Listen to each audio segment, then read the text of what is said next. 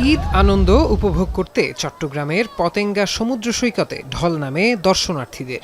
সমুদ্রের অপরূপ সৌন্দর্যে ডুব দিতে হাজির হন হাজারো পর্যটক। কেউ কেউ হেঁটে বেরিয়েছেন সৈকতের পথ ধরে, আবার স্পিডবোট, ঘোড়ার পিঠে চড়ে ঈদ আনন্দ উপভোগ করতে দেখা গেছে অনেককে। সৈকতে নাগরদোলা সহ বিভিন্ন রাইড ছিল শিশুদের আকর্ষণের কেন্দ্রবিন্দুতে। অনেক ভালো উপভোগ করতেছি।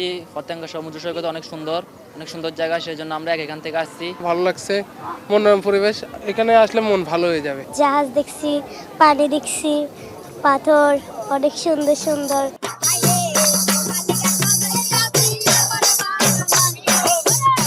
দর্শনার্থীদের কোলাহলে মুখর কক্সবাজার সৈকত। সুগন্ধা ও লাবণী পয়েন্টে নাগরদোলায় উঠতে ব্যস্ত ছিলেন অনেকে। এছাড়া ছবি তোলার বুথ সহ নানা আয়োজনে ঈদ উপভোগ্য হয়ে ওঠে দর্শনার্থীদের কাছে।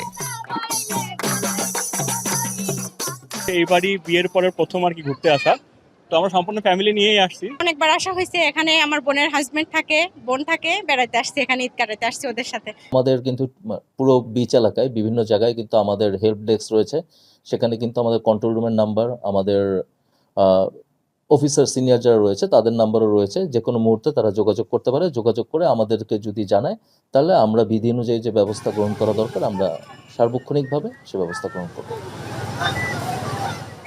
বান্ডেল থাকলে প্রতি সেনমানিতে টাকা বাঁচবে।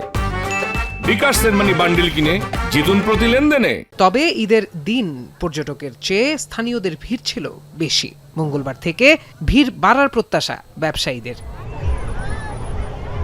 এদিকে কুয়াকাটা সমুদ্র সৈকতেও দিনভর সমুদ্র স্নান আর হই হুল্লোড়ে মাতেন দর্শনার্থীরা। পর্যটকের ভালো উপস্থিতিতে প্রাণ পেয়েছে বাণিজ্যিক প্রতিষ্ঠানগুলো। বিকেল টাইমে একটু দেখতে আসলাম সমুদ্র সৈকত, সূর্য অস্ত দেখতে আসছি বাচ্চাকে নিয়ে, এই ঘুরলাম ফিরলাম এই আর কি।